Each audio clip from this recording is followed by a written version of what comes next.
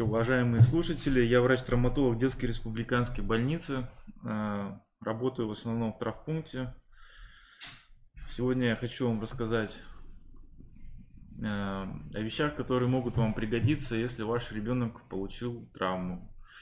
На каких-то сильно теоретических вопросах я не хочу останавливаться, я расскажу вам только ключевые моменты, которые вам пригодятся.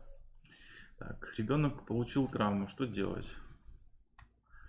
Для начала, я думаю, стоит определиться, что такое травма. Травма от греческого травма, повреждение, которое возникает вследствие какого-то физического воздействия или химического, в общем, внешнего действия какого-то. У детей в основном это падение, удары, повреждение какими-то предметами, гвоздями, пилами, ножами. Все это входит в понятие травмы. Также ожоги, отморожения, это все тоже травмы. В зависимости от вида повреждающего фактора, механические ушибы, переломы возникают в результате воздействия какой-то силы на ту или иную область тела, термические ожоги при контакте с какой-то высокой температурой, обморожения при контакте с низкой температурой, химические травмы, которые возникают при контакте с химическими веществами, кислотами, щелочами, различными бытовой химией, борщевиком, очень опасные химические травмы. Баротравмы это не актуально, я думаю, для детей. Электротравмы тоже актуальны.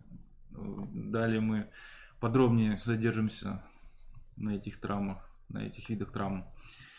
По обстоятельствам получения повреждений, это бытовые, это все, что у вас произошло дома. Спортивные, которые во время тренировок или соревнований произошли. Также бывают уличные травмы, в зависимости от того, где получена травма. Комбинированные бывают травмы, тяжелые травмы и сочетанные травмы.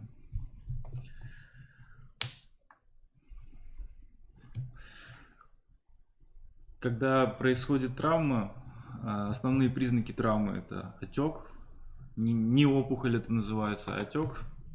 Когда ребенок получает травму, родители приходят, обращаются с ребенком к доктору, говорят, у него возникла опухоль. Это немного пугающе выглядит, все-таки это отек. Вот так вот отек примерно выглядит. То есть само по себе это не признак перелома, при ушибах тоже бывают отеки и достаточно сильные, но тем не менее это повод, чтобы обратиться к врачу, травматологу. Боль при надавливании, пальпации может быть признаком перелома или другой травмы, ушиба, растяжения. И боль при движении. Если ребенок щадит какую-то конечность, не наступает на ногу, например, или не пользуется рукой, это тоже может говорить о том, что произошла какая-то травма. Потому что дети, особенно дошкольного возраста, не всегда могут рассказать об обстоятельствах травмы, вообще возникла ли у него травма. Вот такие вот признаки могут сказать родителю о том, что что-то случилось. Деформация также может говорить. Тут явно видно, что произошла травма, скорее всего перелом, скорее всего со смещением. Давайте на примере конкретно вот этого случая рассмотрим схему действий, которая вам должна пригодиться. Например, ребенок упал где-нибудь. Он жалуется на боль в своей руке. Вы смотрите и видите вот такое. Что вам нужно сделать? Для начала лучше наложить шину, которая обездвижит руку. Это поможет избежать дополнительных болевых ощущений ребенка. Шины выглядят вот так. Вот так могут выглядеть шины. Ну, даже вот доска, которая примотана, она значительно облегчит болевой синдром. Картонная коробка, линейка, все что угодно есть под рукой. Да, вот здесь вот на примере вот этой шины, вот если повреждение, например, в предплечье, вот здесь, то должны быть фиксированы два сустава, лучезапястный и локтевой. Это поможет избежать болевого синдрома гораздо лучше. Так, ну вот, допустим, наложили вы шину, надо вызвать скорую помощь. Ну, если у вас вот такой вот. Потому что сами вы вряд ли справитесь с такой травмой. Давать ли обезболивающие какие-то препараты? Ну, если вот у вас такое, то я думаю нет. Потому что я думаю, в таком случае ребенку потребуется операция. Ну, конкретно вот в этом случае будет выполнена закрытая репозиция, то есть это без разреза поправят под наркозом ребенку руку и дальше будут контролировать, как встали отломки. Ну, наложат гипс, это все под наркозом. Наркоз это, скорее всего, масочный будет в таком случае, то есть ребенку дадут маску, он уснет, расслабится и там все сделают ему. Он дальше проснется. Это требует госпитализации, вот такой вот конкретный перелом. То есть вы сделали шину, позвонили в скорую, ну, ждете скорую. Если у вас нет скорой, вы в каком-то населенном пункте таком небольшом живете, то любому медицинскому работнику, который у вас отвечает за медицинскую помощь, нужно сообщить. Вот.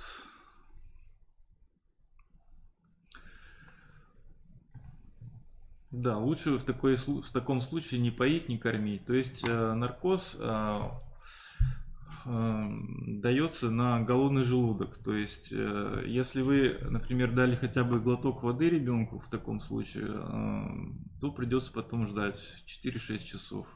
Если вы в городе, например, скорая, я думаю, быстро приедет, сделает укол обезболивающий и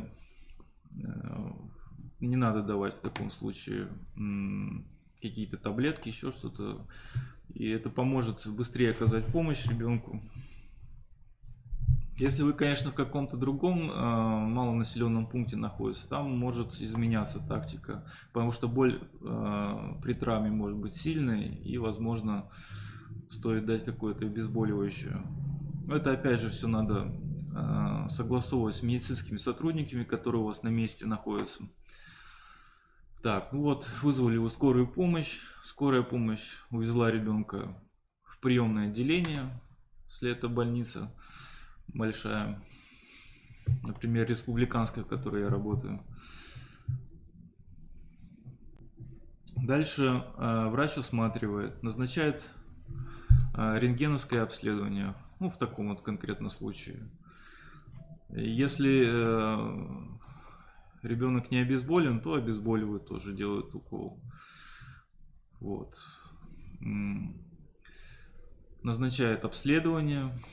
И, исходя из того, что он увидел на снимках, предлагает тактику лечения. Ну, в данном случае тактика будет такая, то есть наложение шины, если шина не была наложена по какой-то причине, и госпитализация в отделение. Такая травма требует госпитализации в отделение, где ему под наркозом поправят и дальше будут смотреть, как будет вести себя отломки.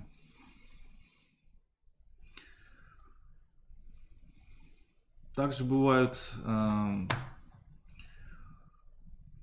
такие виды травм, как раны. Раны могут быть вследствие повреждения ножом, достаточно частые травмы, когда ребенок, например, только учится пользоваться ножом и режет себе пальцы. Тут алгоритм действий такой же примерно. Если вы видите, что кровь течет очень сильно, не останавливается, Вы можете вызвать тоже скорую помощь. Можете наложить повязку. Главное не ватный диск, потому что его потом очень сложно отодрать. Лучше бинтом замотать и приехать самим, например, в травмпункт, или вызвать скорую помощь. Также в зависимости от тяжести повреждения, то есть если эта рана большая, возможно, ребенку тоже предложат госпитализацию, вам предложат, и уже под наркозом. Если рана небольшая, то с раной, я думаю, справятся в условиях травмпункта. Ну, рана обычно как лечится? Ребенок берется в перевязочную, родители ждут около перевязочной, происходит обезболивание новокаином, если у вас нет аллергии, у ребенка нет на новокаин, ну и ушивается швами. Далее, если все получилось зашить хорошо, накладывается повязка. Дальше действия родителей какие? То есть главное не мочить рану, чтобы она не загноилась, не трогать ее руками, не снимать повязку, чтобы туда не попадали бактерии, и чтобы рана не загноилась. Если рана загрязнена, доктор может назначить антибиотики, чтобы не загноилась рана. Это нормально. Также при ранениях доктор спрашивает о прививках, потому что через поврежденные участки кожи проникает столбняк. Если у ребенка по какой-то причине нет прививок против столбняка, доктор, ну у нас, например, отправляет в поликлинику, чтобы решить этот вопрос. Так, ну это шины, я их показывал уже. Так, если перелом, например, не такой тяжелый, без смещения, который не требует госпитализации, вам наложат гипс в травмпункте, и вы пойдете домой. Назначат дни, когда вам нужно приходить на контрольный прием, на осмотр, на снимки, если потребуется. Гипс у нас в основном это гипс, который гипсовый гипс, не пластиковый. Его не стоит ломать, лучше носить его на косынке, чтобы он не ломался. Специальные бандажи продают, ну, в общем-то, можно и повесить на шарфик, косынку, все, что удобно. Да, и мочить, в баню ходить нельзя с ним, иначе он потеряет свои свойства, не будет работать. Ну, бывают виды гипса, еще так называемый пластиковый гипс из полимеров, но в первые дни травмы он обычно не накладывается, так как может нарастать отек, сами снять вы гипс, или его очень сложно, в общем, снять его, поэтому в первые дни он не накладывается обычно. Ну, бывают разные, конечно, повязки полимерные, бывает турбокаст, но он не так распространен, например, в нашем городе. В больших городах, конечно, есть такая возможность. Турбокаст очень хорошая гипсовая повязка. Ну, она стоит определенных денег. Ну, в принципе, если ухаживать за гипсом, если гипсовая повязка наложена правильно, обычная, то никаких проблем тоже не должно возникнуть. Если, например, гипс начинает давить, ребенок жалуется, что ему где-то давит, натирает, надо показаться доктору обязательно. Потому что отек нарастает, гипс остается того же размера, как он был наложен первоначально. Это может вызвать тяжелое осложнение, нарушение кровообращения, сдавление нервов. Это не очень хорошо, поэтому лучше обратиться к врачу в таком случае. Ну, доктора сами назначают прием, если видят, что отек большой, например.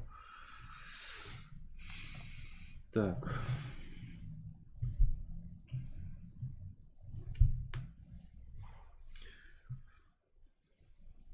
Ну, как избежать травм? Я думаю, это понятно в общем и целом. То есть надо следить, в общем, за тем, как дети играют на детской площадке, например. Возможно, надо обучать детей правильно падать, но это уже надо давать, наверное, какие-то тренировки, где правильно учат падать. Вот недавно вот шел по улице, очень много детей на самокатах катаются. И прям вот я увидел, как они на красный свет в центре города пересекают дорожную полосу.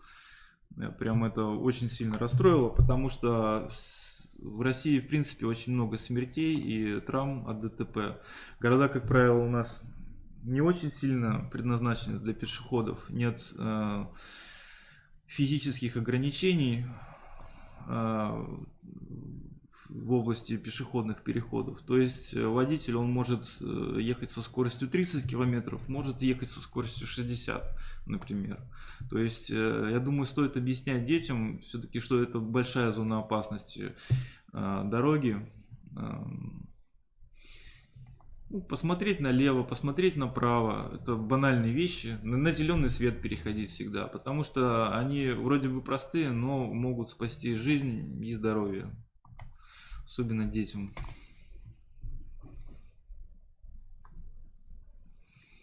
Так, я думаю, я еще расскажу вам про черепно-мозговые травмы немного. То есть, если ребенок упал, ударился головой, а у детей размер головы больше, чем всего остального тела, ну, имеется в виду соотношение, если брать со взрослым, то есть травмы головы довольно частые.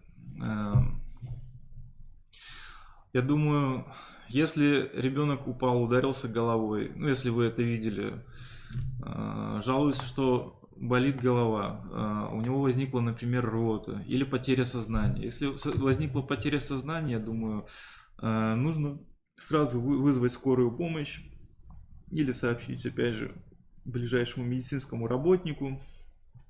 Если ребенок находится без сознания, лучше уложить его на бок, чтобы голова была на бок, потому что если возникнет рвота, он может ей захлебнуться. Поэтому нужно следить за этим, чтобы голова была повернута на бок.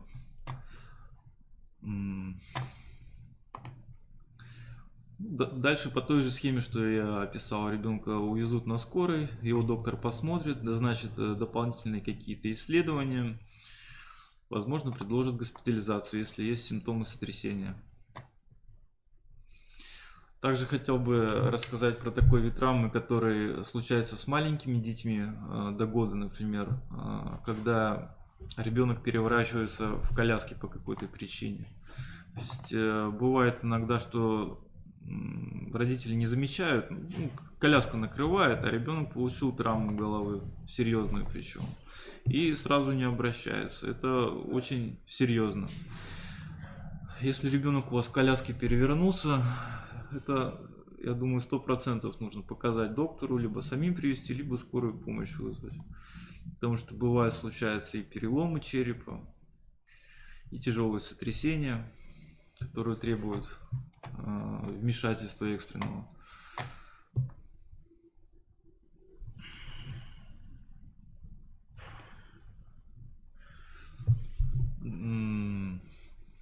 Еще хотел бы заострить внимание на таком аспекте, что когда вы приходите с ребенком либо в травмпункт, либо привозят вас, доктора обязательно требуют, ну или медицинские сотрудники требуют заполнения информированного медицинского согласия.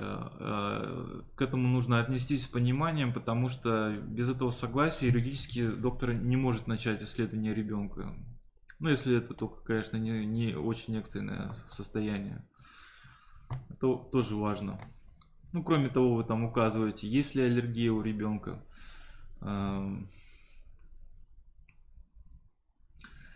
Хронические заболевания какие-то есть. Это очень поможет доктору сориентироваться в тактике лечения дальнейшей. Ну вот, допустим, доктор говорит, что кладут вас в больницу. Какие вопросы он вас спросит? Даже так, вот привезли вас в больницу или вы сами пришли? Когда вы заходите к доктору, какие вопросы врач-травматолог вас спросит? Когда случилась травма, время, как случилась травма, на улице, упал ребенок, порезался. То есть вы можете заранее об этом подумать, чтобы не думать об этом на приеме, например. Если ребенку требуется госпитализация, то доктор при заполнении истории болезни и при осмотре будет спрашивать, есть ли хронические заболевания какие-то, стоит ли на учете у специалистов каких-то ребенок, сделаны ли все прививки, болел ли он ветрянкой, какие-то контакты с инфекционными больными. Ну, если требуется наркоз, спросит, когда он ел, пил в последний раз. Поэтому лучше выяснить это заранее, чтобы судорожно об этом не думать, если требуется госпитализация ребенку.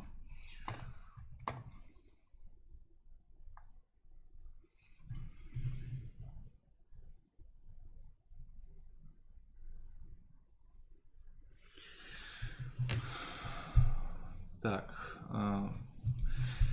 ну какие еще вещи встречаются в травмпункте?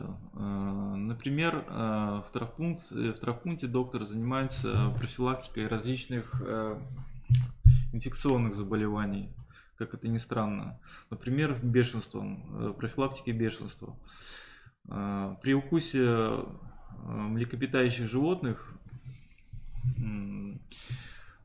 со слюной этого животного, если оно заражено бешенством, может передаваться опасное заболевание бешенства. Это вирусное заболевание, которое распространяется по нервным стволам, доходит до центральной нервной системы, спинного мозга, головного мозга, и возникает смерть, к сожалению. Бешенство, оно распространено в дикой природе, оно передается от больного животного к другому животному через укус слюны. То есть, если вас укусило какое-то животное, известное, неизвестное, вам нужно однозначно ехать в травмпункт или центральную районную больницу. В общем, как-то надо поставить в известность медицинских сотрудников вашего ближайшего медицинского учреждения. Если там какая-то рана большая, на эту рану накладываются наводящие швы. Если требуется, укушенная рана, она не зашивается, потому что она в большинстве случаев инфицируется очень часто, гнойные осложнения, поэтому только наводящие швы накладываются, если это необходимо, чтобы косметический эффект был.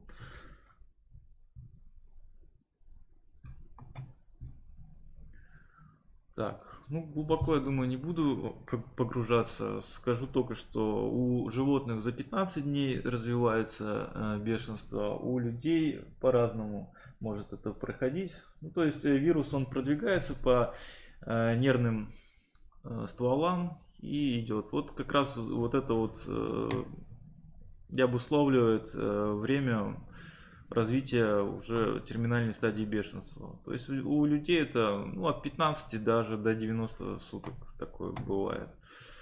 Бешенство страшное заболевание, смерть достаточно страшна. Я думаю, вы можете сами посмотреть ролики в интернете. Если вы впечатлительны, я думаю, не стоит смотреть. Но такое случается, когда люди пренебрегают профилактикой бешенства. Бывают случаи смерти от бешенства, но в значительной степени сейчас уже благодаря вакцинации удается в большинстве случаев предотвратить. Вакциной против бешенства, так называемая антирабическая вакцинация, является единственным средством предотвратить бешенство. У нас распространена вакцина ККАФ. ККАФ — это аббревиатура концентрированная, очищенная культуральная антирабическая вакцина. Вводится она обычно в центральных районных больницах, в травмпунктах. Вы приходите на прием к доктору-травматологу, он вас осматривает, если надо, зашивает, делает первичную хирургическую обработку раны и назначает вакцинацию. То есть первая доза, она при обращении как можно раньше вводится, то есть на 0-й день. Следующая доза на 3-й, потом на 7-й день от травмы, потом на 14-й, на 30-й и 90-й день. Такая последовательность, она обязательная для этой вакцины, она рассчитана именно на такую последовательность, иначе она может не сработать. Поэтому очень важно соблюдать последовательность введения. Вам дадут, скорее всего, график, когда вам нужно приходить. Главное не пропускать. Вам предложат после вакцины посидеть немного, потому что крайне редко возможны аллергические реакции, особенно если ребенок аллергичный. Но я ни разу не видел никакой реакции, пока работаю. Бывают и другие, например, если вы где-то на отдыхе в другой стране, вас покусало какое-то млекопитающее, бывают и другие вакцины в разных странах. Потом приезжают родители, и это согласуется тоже. Они, в общем-то, сходны все по действию, но это нужно дополнительные консультации проводить. Бывают и несовместимые вакцины, но в основном они все совместимые.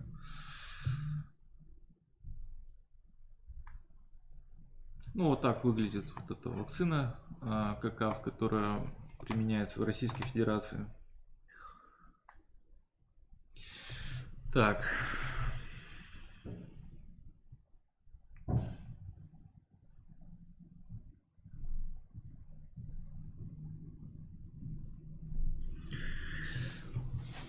Давайте я еще расскажу, раз уже начал. Вот, допустим, у ребенка случилась травма, его положили в больницу. Почему требуется наблюдение и лечение в течение от 5 до 12 дней, в зависимости от травмы? Потому что даже если какой-то перелом удалось поправить,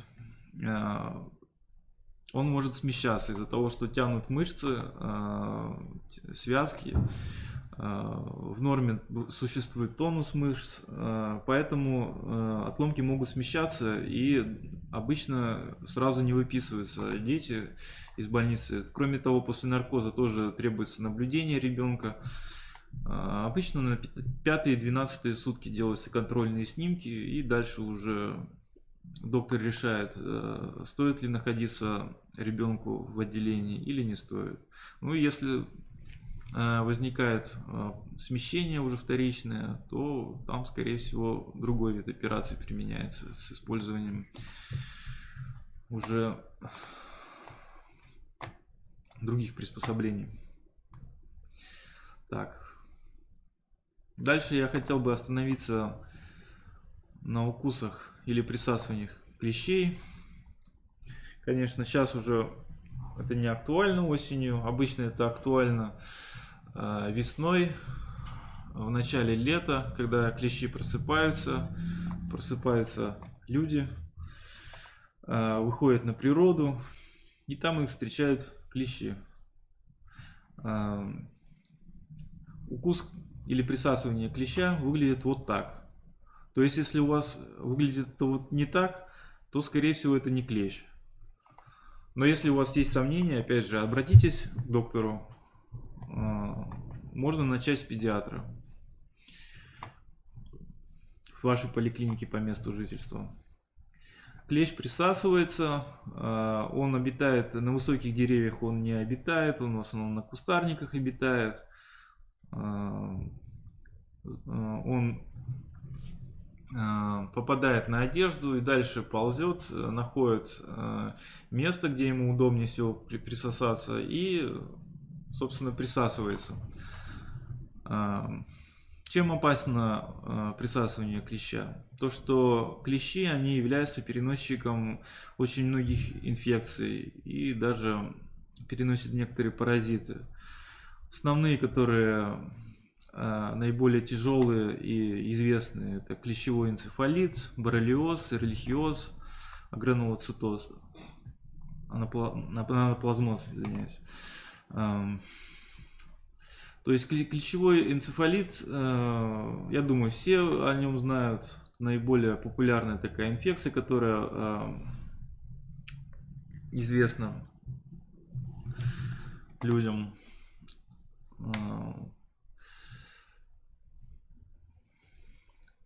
Может развиваться и в течение 14-30 дней. По-разному это все бывает.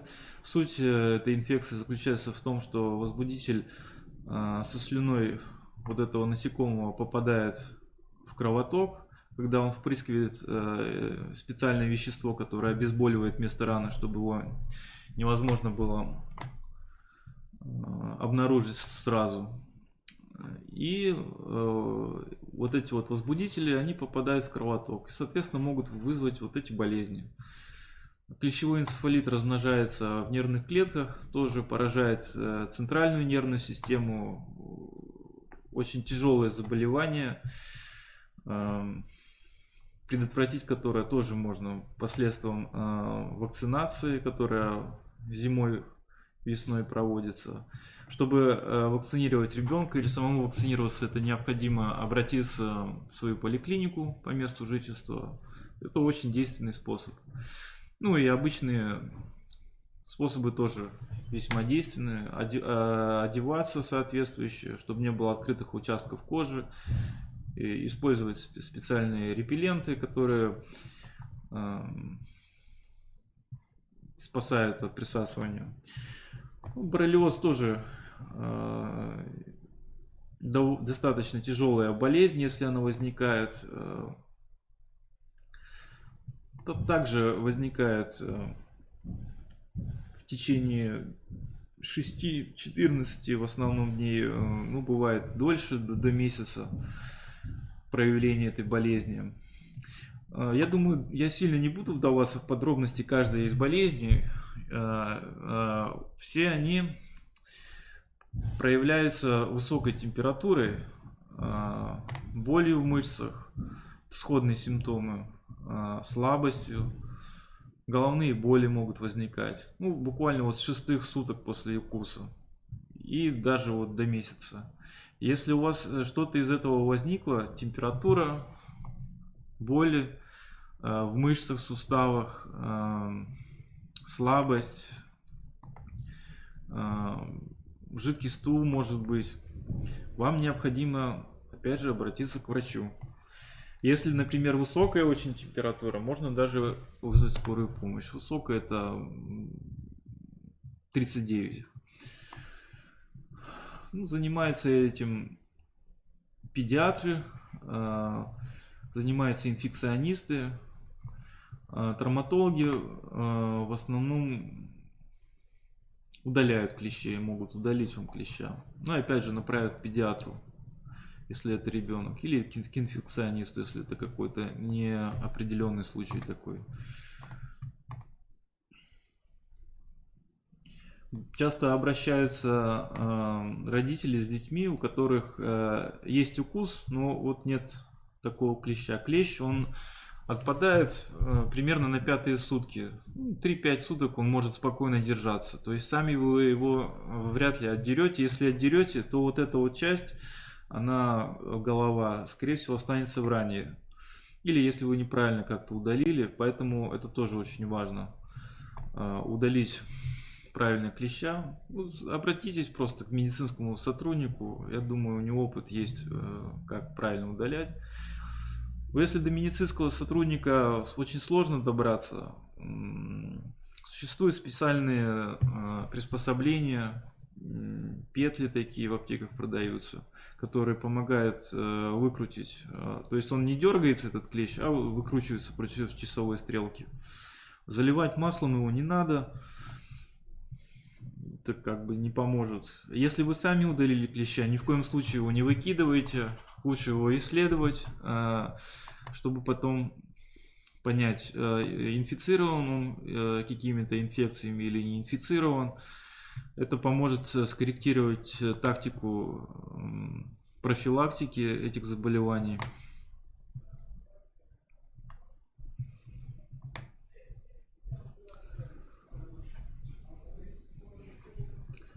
Клещи обычно кусают, наиболее распространенные места это заушная область, за ушами, в голове. Тоже надо осматривать, если ребенок вдруг жалуется, что у него что-то болит, или,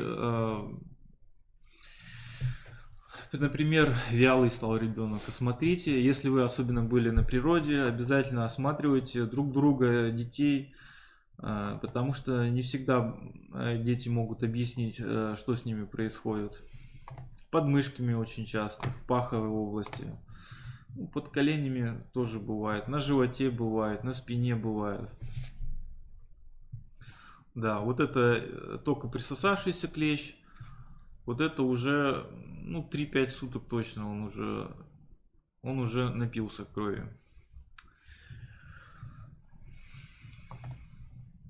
Вот это вот сыпь, которая здесь показана.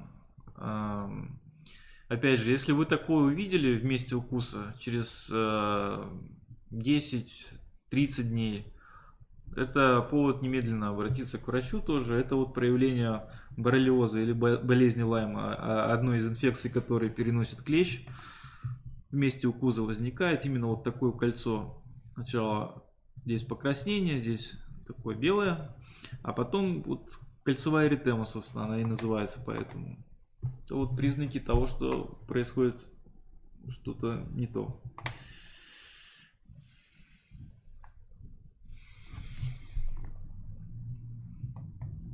В принципе, тут написано то, что я уже озвучил. Правильно нужно одеваться. Бактерицидные препараты применять, которые есть в широком доступе. И тоже надо смотреть, если у вас в регионе очень много укусов клещей, может быть, выяснить, где наиболее распространенные укусы клещей, и туда просто не ездить.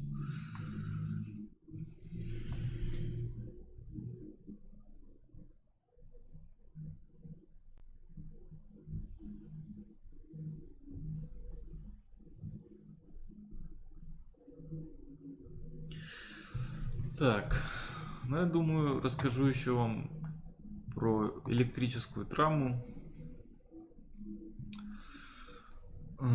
Кратко. То есть, когда электрическая травма возникает? Когда ребенок контактирует с какими-то источниками электричества. Сует пальцы в розетку, контактирует с оголенными проводами, если такие имеются в квартире или в доме. Залезает, например, в трансформаторную будку, что нередко приводит к трагедии. Как действует электрический ток, если он попадает в организм? Есть входная точка, есть выходная, через которую течет электрический ток. Я думаю, физику все знают, как протекает ток. Есть плюс, есть минус. То есть в данном случае человек получается проводником электричества. То есть через какую-то точку ток входит, через какую-то выходит. Здесь разные варианты вхождения и выхождения тока обозначены. Может вот так вот, вот так вот, вот так вот. Вот так вот. Суть этого в чем? То, что ток, он может проходить любыми путями внутри организма, тем самым вызывая тяжелые поражения не только кожи, мышц, костей, но и внутренних органов, головного мозга, сердца и так далее. Что не сразу бывает сразу понятно. То есть сама травма снаружи может выглядеть не очень впечатляющая, небольшая отметина, метка так называемая. Но все, что внутри произошло, вы это не можете увидеть. Поэтому в данном случае абсолютно точно нужно показаться медицинскому работнику, доктору, вызвать скорую помощь, если необходимо. Опять же, вас посмотрит доктор, назначит какие-то исследования, если он заподозрит, что поврежден тот или иной орган. Ну, обычно назначают ЭКГ, потому что сердце часто поражается. Ну и скорее всего, если это ребенок, предложат госпитализацию. Потому что по причине, которую я выше обозначил, не сразу бывают видны повреждения, которые создает электрический ток. Поэтому необходимо наблюдение. Ну и сами тоже ожоги от электротравмы не очень хорошо заживают. Это в основном глубокие так называемые ожоги. Второй, третьей степени, даже четвертой, если это сильный ток или длительное воздействие тока. Как предотвратить воздействие тока? Заглушки на розетке, они продаются, я думаю, можно их без труда купить. Оголенные провода, если у вас вдруг дома где-то находится, нужно поменять проводку, закрыть их как-то. В общем, это все, я думаю, понятно. Ну и объяснить детям, что в трансформаторных будках нет ничего интересного.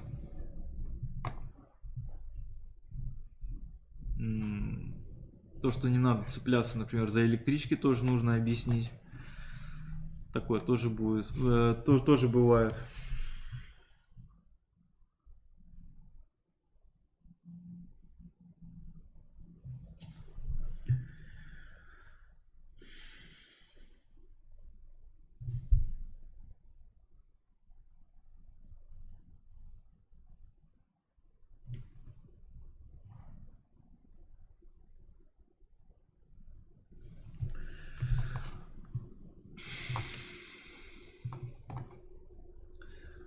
Так, про столбняк я рассказал. Ну, я думаю, все. Если у вас какие-то вопросы есть, вы можете в комментариях задавать их. В следующем ролике я отвечу. Возможно, что-то упустил, но моей целью не было исчерпывающую информацию вам рассказать. Так, просто навести вас на нужный ход мыслей. Все, будьте здоровы, до свидания.